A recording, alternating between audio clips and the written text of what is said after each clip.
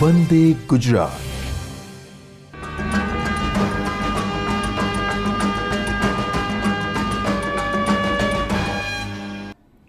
નમસ્કાર મિત્રો, બાયસેકના વર્ચ્યુઅલ ક્લાસરૂમમાં આપ સૌનું હાર્દિક સ્વાગત છે. આજે આપણે આઈટીઆઈ ખાતે ચાલતા એઓસીપી ટ્રેડના સિમ્પલ મશીન એક ચેપ્ટર છે, એના વિશે થોડી માહિતી મેળવીશું.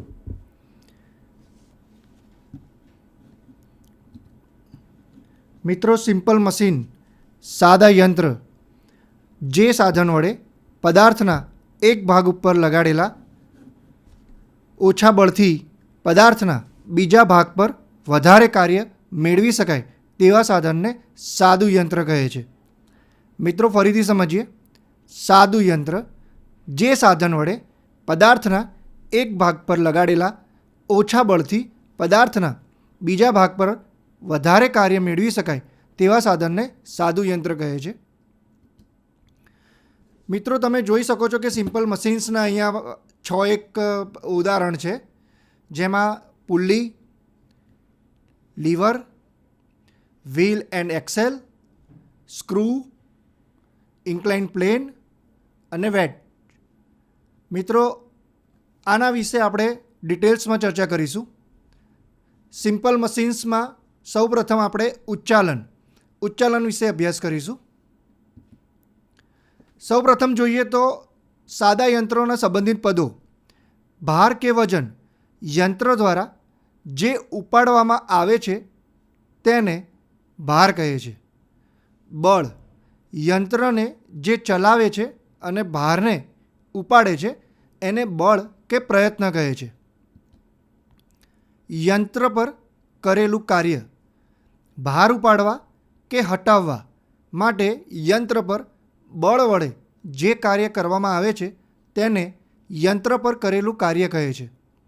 યંત્ર દ્વારા કરેલું કાર્ય યંત્ર દ્વારા ભાર પર કરવામાં આવેલ કાર્યને યંત્ર દ્વારા કરેલું કાર્ય કહે છે. યાંત્રિક લાભ કોઈપણ વજનને ઊંચકવા માટે બળ લગાવવું જરૂરી છે. મશીન દ્વારા ઊંચકાયેલું વજન અને વજનને ઊંચકવા માટે લગાડવા પડતા બળના ગુણોત્તરને યાંત્રિક લાભ કહે છે. તે એકમ રહિત રાશિ છે.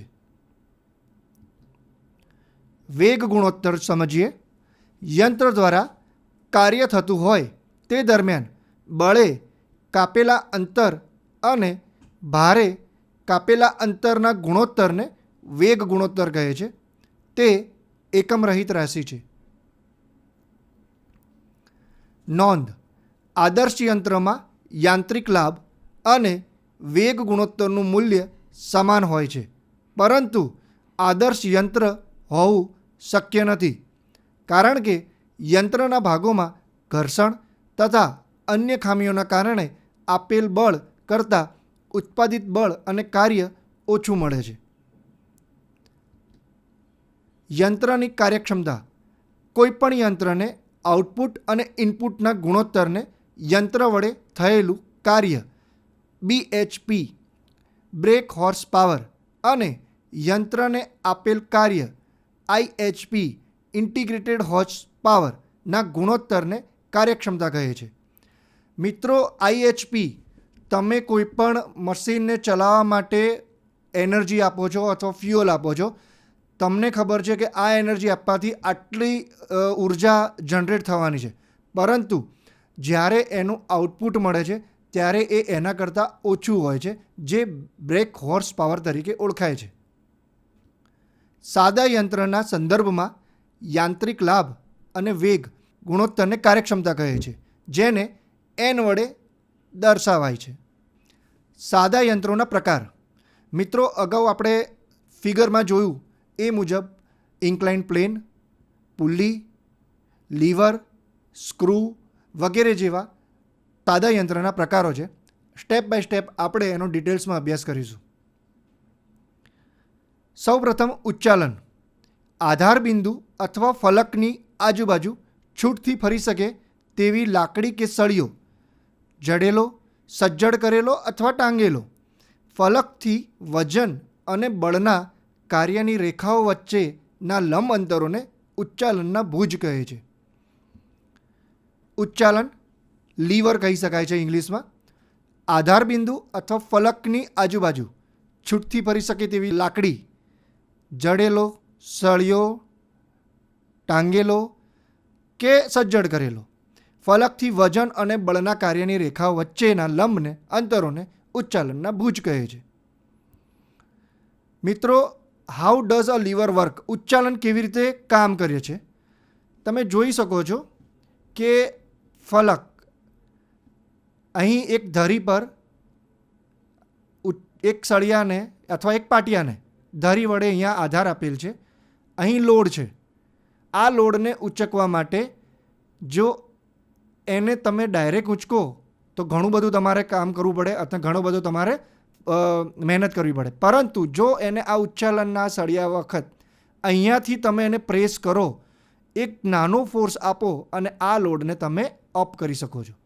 આ એક ઉચ્ચાલન હાઉ લીવર કેવી રીતે કામ કરે છે એનું સિમ્પલ ઉદાહરણ છે. જ્યાં વજન લાગે છે તે ભુજને વજન ભુજ કહે છે. જ્યાં બળ લાગે છે તેને બળભુજ કહે છે. ઉચ્ચાલન પરિબળના નિયમ એટલે કે લો ઓફ મોમેન્ટ્સ પ્રમાણે વર્તે છે. ઉચ્ચાલનના પણ પ્રકારો છે મિત્રો. ફલક, શક્તિ અને વજનના પરસ્પર સ્થાન મુજબ ઉચ્ચાલનના 3 પ્રકારો છે. પહેલા પ્રકારનું ઉચ્ચાલન જોઈએ. આ પ્રકારના ઉચ્ચાલનમાં ફલક એને F તરીકે ઓળખીશું ને એક બાજુએ વજન W, બીજી બાજુએ શક્તિ P હોય છે. વજન અને શક્તિની વચ્ચે કોઈ પણ ઠેકાણે ફલક હોય છે. મિત્રો, કાતર, ખીલ્લી કાઢવાની હથોડી, સાણસી, સામાન્ય ત્રાજવા, તોલકાંટો આ બધા એના ઉદાહરણ છે. ફિગરમાં જોઈ શકશો આપ.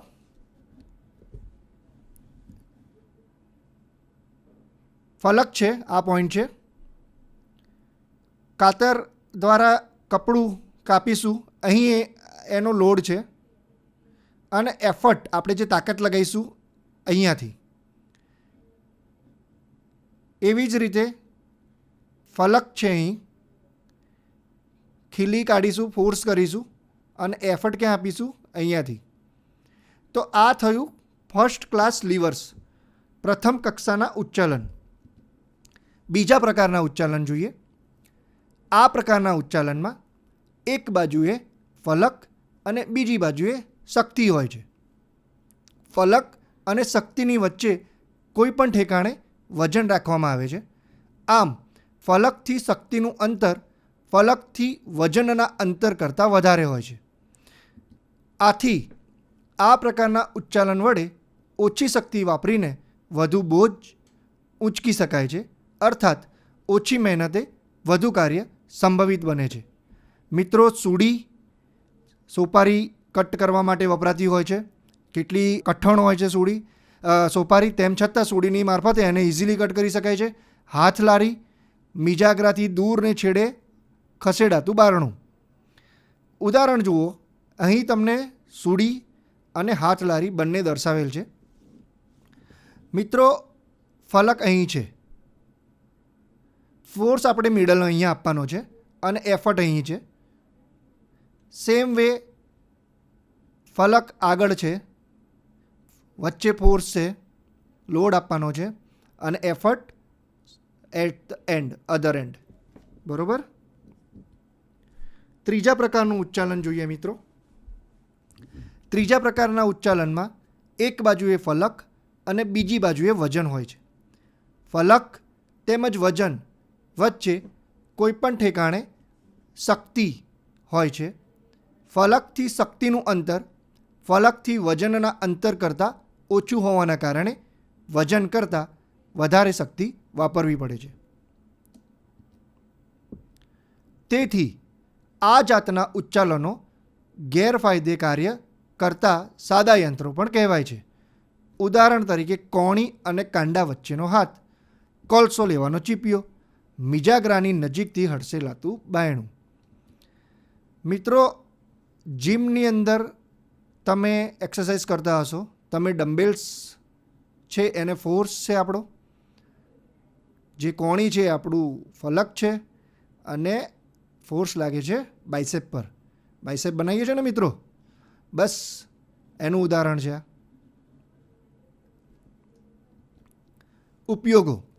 ઉચ્ચાલનના ઉપયોગોમાં નખ કાપવાના સાદા સાધનથી માંડીને કાગળમાં કાણા પાડવાના મશીન તેમજ ચકાસણી કરવાના સંયંત્રમાં વપરાતા ઉચ્ચાલનો છે. રોજબરોજના જીવનમાં ઉચ્ચાલનના ઘણા ઉપયોગો છે. મિત્રો, ઉચ્ચાલનનું ગણિત સમજીએ. ઉચ્ચાલનમાં સમતોલનની નીચેની 2 શરતોનું પાલન થાય છે. 1. તેના પર લાગતા બળોનો કોઈપણ દિશામાં સરવાળો 0 લાગે છે. તેના પર કોઈપણ બિંદુ આસપાસ તેના પર લાગતા બળની ચાક માત્રા મોમેન્ટ્સનો બેઝિક સરવાળો 0 હોય છે. મિત્રો, ઉચ્ચાલન જોયા પછી હવે આપણે પુલ્લી જોઈએ. પુલ્લી આપ સૌ વાકેફ હશો. એ એક લોખંડમાંથી બનાવેલી પૈડા આકારની રચના છે, જેને પરિઘ પર ગોળાકાર ખાંચો હોય છે. આપણે સામાન્ય ભાષામાં એને ગરગડી કહીએ છીએ, જેમાં દોરડું, ચેન કે બેલ્ટ લગાડવામાં આવે છે. પુલ્લી ધરી પર ફરી શકે એ રીતે ફિક્સ કરેલી હોય છે. મિત્રો, આપ સૌએ કૂવો જોયો હશે. કૂવામાંથી પાણી કાઢવા માટે એક પુલ્લી લગાડેલી હોય છે, જે એક લોખંડની બનાવેલી પૈડા આકારની રચના છે. તેના પરિઘમાં એક ગોળ ખાંચો હોય છે. તમે એક છેડે દોરી બાંધી એક છેડે ડોલને કે તમારું કોઈ પણ વાસણ છે એને કૂવામાં ધકેલશો અને ગરગડીની મારફતે એ કાર્ય કરશો. જુઓ મિત્ર, અહીંયા ફિગર આપ જોઈ શકો છો. પુલ્લીની રચના છે, લોખંડની બનેલી છે, ખાંચો છે, અંદર નીચે લોડ છે, અને એક છેડીથી તમે એને ખેંચવાથી આપણે 10 કિલો કે કંઈ પણ લોડ છે એ આસાનીથી ખેંચી શકીએ છીએ. ધરીના બંને છેડા બ્લોકથી ફિક્સ કરેલા હોય છે. દોરડા કે ચેનના એક છેડે ભાર અને બીજા છેડે બળ લગાવવામાં આવે છે. વધારે યાંત્રિક લાભ માટે એક કરતાં વધારે પુલ્લીઓનું કોમ્બિનેશન પણ કરવામાં આવતું હોય છે. પુલ્લીના વિવિધ પ્રકાર જોઈએ મિત્રો. ફિક્સ પુલ્લી. ફિક્સ પુલ્લી કે સાદી પુલ્લીની રચનામાં એક છેડે જેટલું વજન ઉંચકવાનું હોય તેટલું જ બળ અન્ય છેડે લગાવવું પડે છે. એટલે ભારને W તરીકે ઓળખીશું. એક બાજુ R અને બળ F ને બીજી બાજુ R પર લાગે છે. માટે P × R = W × R. માટે P = W. એટલે કે યાંત્રિક લાભ = 1. એટલે કે ફિક્સ પુલ્લીમાં કોઈ યાંત્રિક લાભ મળતો નથી. લૂઝ અથવા મૂવેબલ પુલ્લી. લૂઝ પુલ્લીની રચનામાં એક ફિક્સ પુલ્લી અને બીજી લૂઝ પુલ્લી હોય છે. એક દોરડાને વારાફરતી આ બંને પુલ્લીમાંથી પસાર કરવામાં આવે છે. આ દોરડાનો એક છેડો દ્રઢ આધાર સાથે બાંધવામાં આવે છે અને લૂઝ પુલ્લી સાથે વજનને બાંધવામાં આવે છે. દોરડાના બીજા છેડે બળ લગાવવામાં આવે છે. આ રચનાથી ભાર અસરકારક રીતે દોરડાના 2 ભાગમાં આધારિત થાય છે. આથી એક પુલ્લીની રચનાની સરખામણીમાં સમાન મૂલ્યના વજન માટે પ્રયત્ન બળ અડધું જ જરૂરી બને છે. પુલ્લી બ્લોક. ફિક્સ અને લૂઝ પુલ્લીઓના જોડાણના સમૂહને બ્લોક કહે છે. મિત્રો, અગાઉ આપણે ફિક્સ અને લૂઝ પુલ્લીના રચનાઓ જોઈ, કઈ રીતે કામ કરે છે. હવે આ બંને પુલ્લીનું જોડાણ કરીએ તેને બ્લોક કહે છે. આ રચનાથી ભારને અસરકારક રીતે અલગ અલગ લંબાઈમાં દોરડા પર આધારિત કરી શકાય છે. પરિણામે પ્રયત્ન બળ ઘટાડી શકાય છે. જો કે લૂઝ એન્ડને હાથથી વધારે લંબાઈમાં ખેંચવો પડે છે.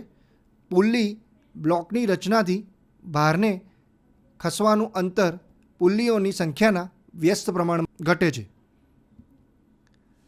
Western differential pulley. મિત્રો, પુલ્લીની આ ગોઠવણમાં બે જુદા જુદા વ્યાસની પુલ્લીઓને એકી સાથે ફિક્સ લોડમાં ગોઠવી આ ફિક્સ બ્લોકને છત, ગટર કે અન્ય દ્રઢ આધાર સાથે બાંધવામાં આવે છે.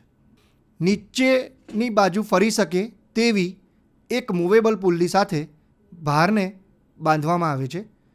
એક સળંગ સાંકળને વારાફરતી ત્રણેય પુલ્લીમાંથી પસાર કરવામાં આવે છે. ત્યારબાદ લોડની વિરુદ્ધ ભાગની મોટી પુલ્લી પર રહેલી સાંકળ પર બળ લગાડીને ખેંચવામાં આવે છે. તેથી મોટી પુલ્લી પર બળ ટ્રાન્સફર થાય છે અને વજન ઊંચકી શકાય છે. ઢળતી સપાટી. ભારે ભારને ઊંચાઈ પર લઈ જવા માટે ભારને વર્ટિકલી ઊંચકવાને બદલે ઢાળની સપાટી પરથી ઊંચે લઈ જવામાં આવે તો ઓછા પ્રયત્ન બળની જરૂર પડે છે. ઊંચાઈના પ્રમાણમાં ઢાળ જેમ વધારે રાખવામાં આવે તેમ યાંત્રિક લાભ વધારે થાય છે. મિત્રો, તમને કોઈ ઘઉંની બોરી હોય, એને કોઈ ટ્રકમાં ચડાવવાનું કે અથવા કોઈ ડ્રમ છે ઓઇલના, એને કોઈ ટ્રકમાં લોડ કરવાનું કે તમે એને ઊંચકીને મૂકશો, ઘણો બધો તમારે પરિશ્રમ કરવો પડશે, કાર્ય કરવું પડશે. પરંતુ એની સાપેક્ષે જો એક ઢાળ બનાવીને ઢાળ પર એ વસ્તુને ગગડાઈને કરવામાં આવે તો યાંત્રિક લાભ ઘણો વધારે થાય છે. મિત્રો, આપ જોઈ શકો છો કે અગાઉ મેં તમને જણાવ્યું કે ઢાળની જે લંબાઈ છે જેમ વધારે હશે એમ યાંત્રિક કાર્ય સરળતાથી થઈ શકશે, એનો લાભ મળશે. અહીં બે માણસ વ્હીલચેર પર સેમ ઊંચાઈ 1 મીટરની ઊંચાઈ પર ટ્રાવેલ કરી રહ્યા છે. એકની ઢાળનો લંબાઈ 6 મીટર છે, બીજાની ઢાળની લંબાઈ 4 મીટર છે. આપ જે મનુષ્યની આકૃતિ છે એના પરથી જોઈ શકો છો. જે 6 મીટરવાળી આકૃતિ છે એ માણસ એકદમ રિલેક્સ થઈને પોતે ઢાળ ચડી રહ્યો છે, જ્યારે 4 મીટરવાળી જે વ્યક્તિ છે એને 6 મીટરવાળી વ્યક્તિ કરતાં ઘણું વધારે પરિશ્રમ આપવો પડે છે, આગળ ઝૂકીને એને કાર્ય કરવું પડે છે અને ત્યારે જઈને એ 1 મીટરનું ડિસ્ટન્સ અચીવ કરશે. મિત્રો, અગર કોઈ ટ્રકમાંથી બેરલ અથવા કંઈ પણ વસ્તુ અનલોડ કરવી છે, લોડ કરવી છે, ઊંચકીને કરશો એના કરતાં આવી રીતે ગગડાઈને કરશો, ઢાળ બનાવીને કરશો, વધુ અસરકારક રહેશે. આમ ઇન્ક્લાઇન્ડ પ્લેન ખૂબ સાદું યંત્ર છે પરંતુ ખૂબ ઉપયોગી છે. મિત્રો, વ્હીલ અને એક્સેલ. આ રચનામાં એક વ્હીલ અને એક એક્સેલને એક શાફ્ટ પર બેસાડેલ હોય છે. ઘર્ષણ અવરોધ ઓછો કરવા શાફ્ટમાં બોલ બેરિંગ બેસાડેલ હોય છે. બોલનો વ્યાસ એક્સેલના વ્યાસ કરતાં મોટો હોય છે. એક દોરડું કે ચેન વ્હીલ પર વીંટાળવામાં આવે છે, જેના પર પ્રયત્ન બળ લગાડવામાં આવે છે, તથા બીજું દોરડું કે ચેન એક્સેલ પર વિપરીત દિશામાં આવે છે, જેના પર વજન લટકાડવામાં આવે છે. મિત્રો, કારની રચના જુઓ. આગળ એન્જિન છે, ફોર્સ આપશે, એક્સેલ છે, એરો સાથે દર્શાવેલ છે, વ્હીલ જે આપણા કારના પાછળના પૈડાઓ છે. આમ એક્સેલ અને વ્હીલથી કાર મૂવ થઈ રહી છે, આગળ એન્જિન એને ફોર્સ આપી રહ્યો છે. સિમ્પલ મશીન એક્સેલ અને વ્હીલનો ઉપયોગ કારમાં આ રીતે થઈ રહ્યો છે. વિન્ચ ક્રેબ. આ વ્હીલ અને એક્સેલ જેવું જ સાદું યંત્ર છે. તેમાં ગિયરનો ઉપયોગ કરીને વેગ ગુણોત્તર ઘણો વધારી શકાય છે. તેમાં નળાકાર આકારના ડ્રમ પર એક દોરડું વીંટી તેને છેડે ભાર લટકાવવામાં આવે છે. ડ્રમને ફેરવવા માટે એક હેન્ડલની રચના કરેલી હોય છે. હેન્ડલ ફેરવતા ડ્રમ ફરે છે અને ઊંચકી શકાય છે. મિત્રો, જોઈ શકો છો આ હેન્ડલ. અને આ એક્સેલ છે 1 2 તમારી, આ લોડ છે, અહીં વજન છે, હેન્ડલ મૂવ કરશો એની રોટેશન થશે તો વજન લોડ એ અપ જશે અથવા ડાઉન જશે, હેન્ડલની દિશા પર આધાર રાખશે. મિત્રો, સ્ક્રૂ જેકનો ઉપયોગ કાર, ટ્રક વગેરે વ્હીકલને ઉઠાવવા માટે થાય છે. એક્ઝામ્પલ જોઈ શકીએ છીએ આપણે. બલ્બ, સ્ક્રૂ, જેક, પછી રેગ્યુલેટર. સ્ક્રૂ જેકના ઉપયોગ છે. મિત્રો, ક્યારેક તમે ટ્રાવેલ કરતા હશો, તમારી કારનું ટાયર પંચર થયું, કાર એકદમ વજનદાર છે. એક સામાન્ય સિમ્પલ મશીન સ્ક્રૂ જેક દ્વારા તમે કારને અપ કરી વ્હીલ ચેન્જ કરી શકશો. એકદમ સિમ્પલ સ્ક્રૂ જેક મશીન છે. સ્ક્રૂ તમે જોયા જ હશે, કોઈ પણ 2 પ્લેન હોય, 2 લાકડા હોય, એને જકડી રાખવા માટે સ્ક્રૂનો ઉપયોગ થાય છે. બલ્બની પાછળ આપ જોઈ શકો છો આટા છે, મીન્સ સ્ક્રૂ ટાઈપ છે. તમે જ્યારે બલ્બને એના હોલ્ડરમાં ફિટ કરો છો, સ્ક્રૂથી એ ત્યાં ટકી રહે છે. એવી જ રીતે નીચે સેગરો છે, જે કોઈ પણ પદાર્થને જકડી રાખવા માટે એની રચના થયેલી છે. એનો જે મૂવેબલ એન્ડ છે ત્યાં સ્ક્રૂ આકારે આંકા પાડેલા છે.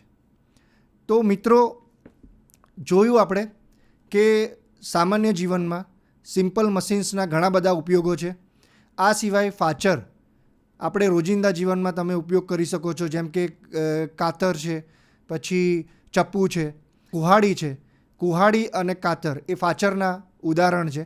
સિમ્પલ એને એક એંગલ પર રચના કરીને કોઈ પણ વસ્તુને ભાગ કરવા માટે ફાચર, કુહાડી, ચપ્પા દ્વારા એના 2 ભાગ કરી શકો છો અથવા એને કાપી શકો છો. ઉચ્ચાલન, કોઈ એક હેવી પદાર્થને ઓછો બળ આપીને તમે એને મૂવ કરી શકો છો. પુલ્લી, નાની ગરગડી, કૂવાની અંદરથી પાણી ખેંચવા માટેની આપણે તમે સિમ્પલમાં સિમ્પલ રચના જોઈ જ છે. ડોલ અંદર જાય છે, ગરગડી મારફતે પાણી લઈને બહાર આવે છે. એવી જ રીતે એક્સેલ, વ્હીલ જે કારની બનાવટમાં ઉપયોગી છે.